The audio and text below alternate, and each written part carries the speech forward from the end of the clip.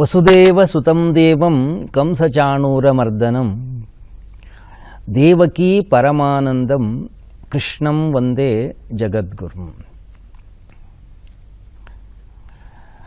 ಅಧ್ಯಾತ್ಮ ಜ್ಞಾನವನ್ನು ಗಳಿಸಲಿಕ್ಕೆ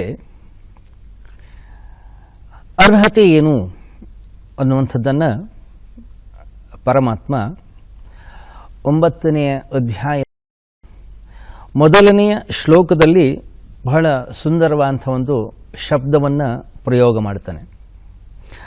ಇದಂ ತುತೇ ಗುಹ್ಯತಮಂ ಪ್ರವಕ್ಷ್ಯಾಮ್ಯನಸೂಯವೇ ಜ್ಞಾನಂ ವಿಜ್ಞಾನ ಸಹಿತಂ ಯಜ್ಞಾತ್ವಾ ಮೋಕ್ಷ್ಯಸೆ ಅಶುಭಾತ್. ಹೇ ಅರ್ಜುನ, ಎಂತಹ ಜ್ಞಾನವನ್ನು ನಾನು ನಿನಗೆ ಹೇಳ್ಕೊಡ್ತಾ ಇದ್ದೀನಿ ಅಂತಂದರೆ, ಈ ಜ್ಞಾನ ವಿಜ್ಞಾನ ಸಹಿತವಾಗಿರ್ತಕ್ಕಂತಹ ಜ್ಞಾನ. ವಿಜ್ಞಾನ ಸಹಿತವಾಗಿರ್ತಕ್ಕಂಥ ಜ್ಞಾನ ಅಂದರೆ ಅನುಭವ ಸಹಿತವಾಗಿರ್ತಕ್ಕಂತಹ ಜ್ಞಾನವನ್ನು ವಿಜ್ಞಾನ ಅಂತ ಹೇಳಿ ಕರೀತಾರೆ. ಇದನ್ನು ಪಡೆಯೋದ್ರಿಂದ ನನಗೇನು ಲಾಭ ಅನ್ನುವಂಥ ಪ್ರಶ್ನೆ ಉದ್ಭವ ಆಗುತ್ತೆ. ಯಾಕೆಂದರೆ ಯಾವುದೇ ಪ್ರಯೋಜನವಿಲ್ಲದೆಯೇ ನಾವು ಏನನ್ನೂ ಕೂಡ ಕಲೀಲಿಕ್ಕೆ ಹೋಗೋದಿಲ್ಲ. ಅದಕ್ಕೆ ಪರಮಾತ್ಮ ಹೇಳುವ ಶೈಲಿ ನೋಡಿ ಹೇಗಿದೆ, ಯಜ್ಞಾತ್ವ, ಇದನ್ನು ನಾನು ತಿಳಿದುಕೊಂಡ್ರೆ ಅಶುಭಾತ್ ಮೋಕ್ಷಸೆ, ಅಶುಭದಿಂದ, ದುಃಖದಿಂದ ಅಥವಾ ಸಂಸಾರದಿಂದ ನಮಗೆ ಮುಕ್ತಿ ಅನ್ನುವಂಥದ್ದು ಪ್ರಾಪ್ತಿಯಾಗುತ್ತೆ. ಈ ರೀತಿಯ ಮುಕ್ತಿ ನನಗೆ ಪ್ರಾಪ್ತಿಯಾಗಬೇಕಾದ್ರೆ ನನ್ನಲ್ಲಿ ಯಾವ ಲಕ್ಷಣಗಳಿರಬೇಕು, ನನ್ನಲ್ಲಿ ಅರ್ಹತೆಗಳೇನು ಅನ್ನುವಂಥ ಪ್ರಶ್ನೆ ಬಂದಾಗ ಪರಮಾತ್ಮ ಇಲ್ಲಿ ಹೇಳ್ತಾ ಇದ್ದಾನೆ, ಹೇ ಅನಸೂಯವೇ. ಅರ್ಜುನನನ್ನು ಅವನು ಹೇ ಅನಸೂಯ ಅಂತಕ್ಕಂತಹ ಶಬ್ದದ ಮೂಲಕ ಕರೀತಾ ಇದ್ದಾನೆ, ವ್ಯಾಖ್ಯಾನಿಸ್ತಾ ಇದ್ದಾನೆ. ಅಸೂಯೆಯನ್ನು ಮೀರೋದು ಹೇಗೆ ಸ್ವಾಮೀಜಿ? ನಾವು ನಮ್ಮ ಜೀವನದಲ್ಲಿ ಮೇಲೆ ಬಾರದೇ ಇರೋದಕ್ಕೆ ಮುಖ್ಯವಾಗಿರ್ತಕ್ಕಂತಹ ಕಾರಣ ನಮ್ಮ ಅಂತಃಕರಣದ ಒಳಗಡೆ ಇರತಕ್ಕಂತಹ ಅಸೂಯ ಅಂತಕ್ಕಂಥ ಒಂದು ಗುಣದಿಂದಾಗಿ. ನಾವು ಅದನ್ನು ಹೊಟ್ಟೆ ಕಿಚ್ಚು ಅಂತಕ್ಕಂತಹ ಶಬ್ದದ ಮೂಲಕ ಹೇಳ್ತೀವಿ, ಇನ್ನೊಂದು ಸಮಾನಾರ್ಥಕವಾಗಿರ್ತಕ್ಕಂಥ ಒಂದು ಪದ ಅದು. ನಿಜವಾಗ್ಲೂ ಈ ಅಸೂಯ ಅಥವಾ ಈ ಹೊಟ್ಟೆ ಕಿಚ್ಚು ಅಂತಕ್ಕಂತಹ ಶಬ್ದ ಏನಿದೆ, ಹೊಟ್ಟೆಗೂ ಅದಕ್ಕೂ ಸಂಬಂಧವೇ ಇಲ್ಲ. ಮತ್ತು ಅಸೂಯ ಅಂದ್ರೇನು? ಯಾರೋ ಮತ್ತೊಬ್ಬ ವ್ಯಕ್ತಿ ಶ್ರೇಯಸ್ಸಾಗ್ತಾ ಇದೆ, ಮತ್ತೊಬ್ಬ ವ್ಯಕ್ತಿ ಮೇಲೆ ಬರ್ತಾ ಇದ್ದಾನೆ, ಮತ್ತೊಬ್ಬ ವ್ಯಕ್ತಿಗೆ ಒಳಿತಾಗ್ತಾ ಇದೆ, ಮತ್ತೊಬ್ಬರಿಗೆ ಹೆಚ್ಚಿನ ಲಾಭವಾಗ್ತಾ ಇದೆ, ಮತ್ತೊಬ್ಬ ವ್ಯಕ್ತಿ ಜೀವನದಲ್ಲಿ ಮುಂದೆ ಬರ್ತಾ ಇದ್ದಾನೆ. ಆ ವಿಷಯವನ್ನು ನಾವು ಕೇಳಿದರೆ ನಮಗೆ ಯಾಕೋ ಒಂದಿಷ್ಟು ಅಸಮಾಧಾನ, ನಮಗೇನೋ ಒಂದಿಷ್ಟು ಪ್ರಶಾಂತತೆ ಇಲ್ಲ, ಒಂಥರ ದುಃಖ, ಏನೋ ಒಂಥರ ಬೇಸರ. ಇನ್ನೊಂದು ರೀತಿಯಲ್ಲಿ ಹೇಳೋದಾದರೆ, ಮತ್ತೊಬ್ಬ ವ್ಯಕ್ತಿಯ ಶ್ರೇಯಸ್ಸನ್ನು ಸಹಿಸಿಕೊಳ್ತಕ್ಕಂಥ ಶಕ್ತಿ ನಮಗಿಲ್ಲ. ಯಾಕೆ? ನಮಗೆ ಶ್ರೇಯಸ್ಸು ಸಿಕ್ಕಿಲ್ವ, ಅಥವಾ ನಮಗೆ ಲಾಭವಾಗಿಲ್ವ, ಅಥವಾ ನನಗೆ ಸುಖ ಸಿಕ್ಕಿಲ್ವ, ಅಥವಾ ನಾನು ಏನು ಬಯಸಿದ್ದೀನದು ನನಗೆ ಸಿಕ್ಕಿಲ್ವಾ? ಸಿಕ್ಕಿದೆ, ಸಿಕ್ಕಿಲ್ಲ ಅಂತ ಏನಿಲ್ಲ. ಆದರೆ ಅವರಿಗೆ ಅದೇ ಸುಖ, ಅದೇ ಲಾಭ, ಅಥವಾ ಅದೇ ಯಶಸ್ಸು, ಅಥವಾ ಅದೇ ಅಧಿಕಾರ ಸಿಕ್ಕಿದರೆ ನಮಗೇನೋ ಒಂದು ಸ್ವಲ್ಪ ನೋವು, ನಮಗೇನೋ ಒಂದು ಸ್ವಲ್ಪ ಬೇಸರ. ಯಾಕೆಂದರೆ ಅವರಿಗೆ ಅಷ್ಟೊಂದು ಸಿಗಬಾರ್ದಿತ್ತೇನೋ ಅಥವಾ ಅವರಿಗೆ ಅಷ್ಟೊಂದು ಸಿಗುವ ಅವಶ್ಯಕತೆ ಇರಲಿಲ್ವೇನೋ ಅಂತಕ್ಕಂಥ ಒಂದು ಭಾವ. ಎಷ್ಟು ವಿಚಿತ್ರ ಮನುಷ್ಯನ ಒಂದು ಮನಸ್ಸು ಅಂತಂದರೆ, ಮತ್ತೊಬ್ಬನ ಶ್ರೇಯಸ್ಸನ್ನು ಸಹಿಸಲಿಕ್ಕೆ ಅವನ ಕೈನಲ್ಲಿ ಆಗೋದಿಲ್ಲ, ಮತ್ತೊಬ್ಬನ ಯಶಸ್ಸನ್ನು ಅವನ ಕೈನಲ್ಲಿ ನೋಡಲಿಕ್ಕಾಗೋದಿಲ್ಲ. ಯಾರೋ ಒಂದಿಷ್ಟು ಜನ ಮೇಲೆ ಬಂದರು, ಅಥವಾ ಅವರ ಮಗಳಿಗೆ ಒಂದು ಮದುವೆ ಆಯಿತು, ಅಥವಾ ಇನ್ನೊಬ್ಬ ಮಗನಿಗೆ ಒಂದು ಒಳ್ಳೆಯ ಕೆಲಸ ಸಿಕ್ತು, ಅಥವಾ ಅವನಿಗೆ ಒಂದಿಷ್ಟು ಯಶಸ್ಸು ಪ್ರಾಪ್ತಿ ಆಗ್ತಾ ಇದೆ ಅಂತಂದರೆ ಇವನಿಗೆ ರಾತ್ರಿ ನಿದ್ರೆ ಬರೋದಿಲ್ಲ. ಈ ಗುಣ ಏನಿದೆಯಲ್ಲ, ಇದಕ್ಕೆ ಹೆಸರು ಅಸೂಯ. ಎಲ್ಲಿಯ ತನಕ ವ್ಯಕ್ತಿಯ ಅಂತಃಕರಣದ ಒಳಗಡೆಗೆ ಈ ಗುಣ ಅನ್ನುವಂಥದ್ದು ಇರುತ್ತೋ ಅಲ್ಲಿಯ ತನಕವೂ ಕೂಡ ಅವನ ಜೀವನದಲ್ಲಿ ಯಶಸ್ಸನ್ನು ಹೊಂದಲಿಕ್ಕೆ ಸಾಧ್ಯವಿಲ್ಲ. ಯಾಕೆಂತಂದರೆ ಯಾವಾಗಲೂ ಮತ್ತೊಬ್ಬರನ್ನು ನೋಡ್ತಾ ಇರ್ತಾನೆ, ಮತ್ತೊಬ್ಬರ ದೋಷವನ್ನು ಕಾಣ್ತಾ ಇರ್ತಾನೆ, ಮತ್ತೊಬ್ಬರಲ್ಲಿ ಕೆಟ್ಟದನ್ನು ಹುಡುಕ್ತಾ ಇರ್ತಾನೆ. ಯಾವ ವ್ಯಕ್ತಿಯ ದೃಷ್ಟಿಕೋನ ಮತ್ತೊಂದರ ಕಡೆಗಿದೆಯೋ, ವಿಷಯ ವಸ್ತುಗಳ ಕಡೆಗಿದೆಯೋ, ಅಥವಾ ಮತ್ತೊಬ್ಬ ವ್ಯಕ್ತಿಯ ದೋಷವನ್ನು ಹುಡುಕೋದರಲ್ಲೇ ಅವನ ಜೀವನ ಅನ್ನೋಂಥದ್ದು ವ್ಯರ್ಥವಾಗ್ತಾ ಇದೆಯೋ, ಹಾಗಾದರೆ ಅವನು ಏನು ಸಾಧನೆ ಮಾಡಿಯಾನು? ಏನು ಸಾಧನೆ ಅವನಿಂದ ಸಾಧ್ಯ? ಹಾಗಾದರೆ ಅಧ್ಯಾತ್ಮ ಜ್ಞಾನವನ್ನು ನಾನು ಗಳಿಸಬೇಕು, ಮುಕ್ತಿಯನ್ನು ನಾನು ಗಳಿಸಬೇಕು.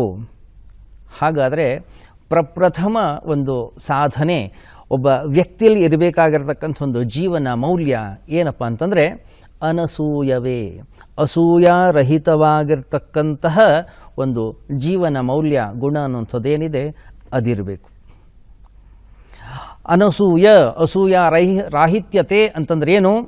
ಮತ್ತೊಬ್ಬ ವ್ಯಕ್ತಿಯ ಶ್ರೇಯಸ್ಸನ್ನು ಕೇಳಿದಾಗ ಅದನ್ನು ಕೇಳಿ ನಾನು ಕೂಡ ಸಂತೋಷ ಪಡ್ತಕ್ಕಂತಹ, ಅದನ್ನು ಆನಂದಿಸ್ತಕ್ಕಂಥ ಒಂದು ವೈಶಾಲ್ಯತೆ ಯಾವ ವ್ಯಕ್ತಿಯಲ್ಲಿದೆಯೋ ಅಂತಹ ವ್ಯಕ್ತಿಯೇ ಈ ಅಧ್ಯಾತ್ಮ ಜ್ಞಾನವನ್ನು ಕೇಳಲಿಕ್ಕೆ ಅರ್ಹತೆಯನ್ನು ಪಡಿತಾನೆ. ಎಲ್ಲಿ ತನಕ ಆ ವೈಶಾಲ್ಯತೆ ನಮ್ಮಲ್ಲಿರೋದಿಲ್ವೋ ಆವಾಗ ಬೇಡವಾಗಿರ್ತಕ್ಕಂತಹ ಸಣ್ಣ ಸಣ್ಣ ವಿಷಯಗಳನ್ನು ಕುರಿತು ಅದರ ಬಗ್ಗೆ ಚಿಂತನೆಯನ್ನು ಮಾಡ್ತಾ, ಅದರ ಬಗ್ಗೆನೇ ಚರ್ಚೆಯನ್ನು ಮಾಡ್ತಾ ನಾವು ನಮ್ಮ ಸಮಯವನ್ನು ಹಾಳು ಮಾಡ್ಕೊಳ್ತೀವಿ. ಗಮನಿಸಿ, ಇಲ್ಲಿ ಪರಮಾತ್ಮ ಹೇಳ್ತಾ ಇದ್ದಾನೆ, ಜ್ಞಾನಂ ವಿಜ್ಞಾನ ಸಹಿತಂ ಯಜ್ಞಾತ್ವಾ ಮೋಕ್ಷಸೇ ಅಶುಭಾತ್. ಎಂತಹ ಒಂದು ಅದ್ಭುತವಾಗಿರ್ತಕ್ಕಂತಹ ಶಬ್ದದ ಪ್ರಯೋಗ ಮಾಡಿದ್ದಾನೆ ಅಂತಂದರೆ, ಇದನ್ನು ಕೇವಲ ತಿಳಿದುಕೊಂಡ್ರೆ ಸಾಕು, ಅವನು ಸಂಸಾರದಿಂದ ಮುಕ್ತಿಯನ್ನು ಹೊಂದುತ್ತಾನೆ. ಯಜ್ಞಾತ್ವಾ, ಕೇವಲ ಅರಿತುಕೊಂಡ್ರೆ ಸಾಕು. ಹೊರಗಡೆಯ ಜಗತ್ತಿನಲ್ಲಿ ಹಾಗಲ್ಲ. ಹೊರಗಡೆಯ ಜಗತ್ತಿನಲ್ಲಿ ಅನೇಕ ವಿಷಯಗಳ ಜ್ಞಾನ ನಮ್ಮ ಹತ್ರ ಇದೆ. ಅದನ್ನು ತಿಳಿದುಕೊಂಡು ಕೂಡಲೇ ಆ ವಸ್ತು ನಮ್ಮದಾಗೋದಿಲ್ಲ. ಆದರೆ ಅಧ್ಯಾತ್ಮ ಜ್ಞಾನ ಹಾಗಲ್ಲ. ಅದನ್ನು ಅರಿತರೆ ಸಾಕು. ಇದು ಯಾರೋ ನಮ್ಮ ಅಕ್ಕಪಕ್ಕದ ಮನೆಯವರು ಅಥವಾ ಇನ್ಯಾರೋ ತಿಳಿದವರು, ಯಾರೋ ಬಲ್ಲವರು, ಯಾರೊಬ್ಬ ಶ್ರೀಮಂತನೋ ಅಥವಾ ಯಾವುದೋ ಒಬ್ಬ ಪಂಡಿತನೋ ಹೇಳ್ತಾ ಇಲ್ಲ. ಇದನ್ನು ಸ್ವತಃ ಪರಮಾತ್ಮ ಹೇಳ್ತಾ ಇದ್ದಾನೆ. ಆದ್ದರಿಂದ ಭಗವದ್ಗೀತೆ ಶ್ರೀ ಭಗವಾನುವಾಚ ಅನ್ನುವಂಥ ರೀತಿಯಲ್ಲಿ ಆರಂಭವಾಗುತ್ತೆ. ಪರಮಾತ್ಮ ನಮಗೊಂದು ಆಶ್ವಾಸನೆಯನ್ನು ಕೊಡ್ತಾ ಇದ್ದಾನೆ ಇಲ್ಲಿ, ಯಜ್ಞಾತ್ವ. ಹೇ ಅರ್ಜುನ, ಇದನ್ನು ಒಂದನ್ನು ತಿಳಿದರೆ ಸಾಕು, ನೀನು ಅಶಾಂತಿಯಿಂದ, ದುಃಖದಿಂದ ಮುಕ್ತಿಯನ್ನು ಹೊಂದುತ್ತೀಯ. ಗಮನಿಸಿ, ಇಡೀ ಜೀವನ ಪೂರ್ತಿ ನಮ್ಮ ಜೀವನದಲ್ಲಿ ಏನು ದುಃಖಗಳು, ಸಮಸ್ಯೆಗಳು, ತಾಪತ್ರಯಗಳು ಏನು ಬರ್ತಾ ಇವೆ, ಅದರಿಂದ ಮುಕ್ತಿಯನ್ನು ಹೊಂದಲಿಕ್ಕೆ ಅನೇಕ ಮಾರ್ಗಗಳನ್ನು ನಾವು ಕ್ರಮಿಸಿದ್ದೀವಿ. ಹಣವನ್ನು ಗಳಿಸೋದ್ರಿಂದ, ಮನೆಯನ್ನು ಕಟ್ಟಿಕೊಳ್ಳೋದ್ರಿಂದ, ಅಧಿಕಾರವನ್ನು ಗಳಿಸೋದ್ರಿಂದ ಅಥವಾ ಯಶಸ್ಸನ್ನು ಗಳಿಸೋದ್ರಿಂದ ನನ್ನ ಜೀವನದಲ್ಲಿ ಶಾಂತಿಯ ಉದಯವಾಗ್ತದೋ ಏನೋ, ನನ್ನ ದುಃಖ, ನನ್ನ ಸಮಸ್ಯೆಗಳು ನನ್ನಿಂದ ದೂರವಾಗ್ತಾವೋ ಏನೋ, ನಾನು ಮನಸ್ಸಿನ ಪ್ರಶಾಂತತೆಯನ್ನು ಗಳಿಸ್ತೀನೋ ಏನೋ ಅನ್ನುವಂಥ ಒಂದು ಪ್ರಯತ್ನವನ್ನು ಈ ಜಗತ್ತಲ್ಲಿ ನಾವು ಪ್ರತಿಯೊಬ್ಬರೂ ಕೂಡ ಮಾಡ್ತಾನೇ ಇದ್ದೀವಿ ಇನ್ನೂವರೆಗೂ ಕೂಡ. ಆದರೆ ಪರಮಾತ್ಮನ ಒಂದು ಸುಂದರವಾದಂಥ ಒಂದು ವಾಕ್ಯ ಏನಿದು? ಯಜ್ಞಾತ್ವ. ಹೇ ಅರ್ಜುನ, ಇದು ಒಂದನ್ನು ತಿಳಿದರೆ ಸಾಕು. ಯಾವುದದು? ಜ್ಞಾನಂ ವಿಜ್ಞಾನ ಸಹಿತಂ. ರಾಜವಿದ್ಯಾ ಅಂದರೆ ಏನು ಸ್ವಾಮೀಜಿ? ಅನುಭವ ಸಹಿತವಾಗಿರ್ತಕ್ಕಂತಹ ಜ್ಞಾನ ಇದು. ಏನು ಜ್ಞಾನ ಇದು? ಇದನ್ನು ಯಾಕೆ ನಾವೆಲ್ಲರೂ ಯಾರೂ ಕೂಡ ತಿಳ್ಕೊಂಡಿಲ್ಲ ಇನ್ನೂ? ಅದಕ್ಕೆ ಅವನು ಕೊಡ್ತಕ್ಕಂಥ ಉತ್ತರ ನೋಡಿ, ಇದು ರಾಜವಿದ್ಯಾ. ಎಲ್ಲ ವಿದ್ಯೆಗಳಲ್ಲಿ ಇದು ರಾಜ. ಇದು ಒಂದನ್ನು ನಾನು ತಿಳಿದುಕೊಂಡ್ರೆ ಸಾಕು, ಬೇರೆ ಯಾವ ವಿದ್ಯೆಗಳನ್ನು ಕೂಡ ತಿಳಿಯುವಂತಹ ಅವಶ್ಯಕತೆ ಇಲ್ಲ. ಸ್ವಾಮೀಜಿ, ಮನಸ್ಸು ಶಾಂತಿಯಾಗೋದು ಯಾವಾಗ ಸ್ವಾಮೀಜಿ? ಗಮನಿಸಿ, ಈ ಅಧ್ಯಾತ್ಮ ವಿದ್ಯೆ ಒಂದನ್ನು ತಿಳಿದುಕೊಂಡ್ರೆ ಸಾಕು. ಹಾಗಾದರೆ ನಾನೊಬ್ಬ ವೈದ್ಯನಾಗ್ತೇನೆ, ಅಥವಾ ನಾನೊಬ್ಬ ಇಂಜಿನಿಯರ್ ಆಗ್ತೇನೆ, ಅಥವಾ ನಾನೊಬ್ಬ ಲಾಯರ್ ಆಗ್ತೇನೆ, ಅಥವಾ ಹೊರಗಡೆ ಜಗತ್ತಿನ ಎಲ್ಲ ವಿಷಯ ವಸ್ತುಗಳ ಜ್ಞಾನ ಅನ್ನಿಸೋದು ನನ್ನದಾಗ್ಬಿಡ್ತದೆಯೇ? ಇಲ್ಲ, ಅದು ಯಾವುದೂ ಕೂಡ ಆಗೋದಿಲ್ಲ. ಆದರೆ ಯಾವ ವ್ಯಕ್ತಿ ಈ ರಾಜವಿದ್ಯೆಯನ್ನು, ಈ ಅಧ್ಯಾತ್ಮ ವಿದ್ಯೆಯನ್ನು ಅರಿತುಕೊಳ್ತಾನೋ, ಅದನ್ನು ತಿಳಿದುಕೊಳ್ತಾನೋ, ಅವನ ಮನಸ್ಸು ಅನ್ನಿಸೋದು ಶಾಂತವಾಗ್ತದೆ. ಅವನ ಮನಸ್ಸಿನಲ್ಲಿ ಅಲೆದಾಟಗಳಿಲ್ಲ, ಅವನ ಮನಸ್ಸಿನಲ್ಲಿ ಗಲಾಟೆ ಇಲ್ಲ, ಅವನ ಮನಸ್ಸಿನಲ್ಲಿ ಹೊಡೆದಾಟಗಳಿಲ್ಲ. ಯಾವಾಗ ಅವನ ಮನಸ್ಸು ಅನ್ನೋದು ಶಾಂತವಾಯಿತೋ ಜಗತ್ತಿನಲ್ಲಿ ಇನ್ನೇನು ಬೇಕಿಲ್ಲ. ಶಮಾರ್ಥಂ ಸರ್ವಶಾಸ್ತ್ರಾಣಿ ವಿಹಿತಾನಿ ಮನೀಷಿಭಿಃ. ಇಡೀ ಜಗತ್ತಿನಲ್ಲಿ ಎಲ್ಲ ಶಾಸ್ತ್ರಗಳು ಇರೋದೇ ಮನಸ್ಸಿನ ಶಾಂತಿಗಾಗಿ, ಮನಸ್ಸಿನ ಸಮಾಧಾನಕ್ಕಾಗಿ. ಯಾವ ವ್ಯಕ್ತಿಯ ಮನಸ್ಸೇ ಸಮಾಧಾನದಿಂದ ಕೂಡ್ಕೊಂಡಿದೆಯೋ, ಶಾಂತವಾಗಿದೆಯೋ, ಅವನಿಗೆ ಇನ್ಯಾವುದರ ಅವಶ್ಯಕತೆ ಅನ್ನೋಂಥದ್ದಿಲ್ಲ.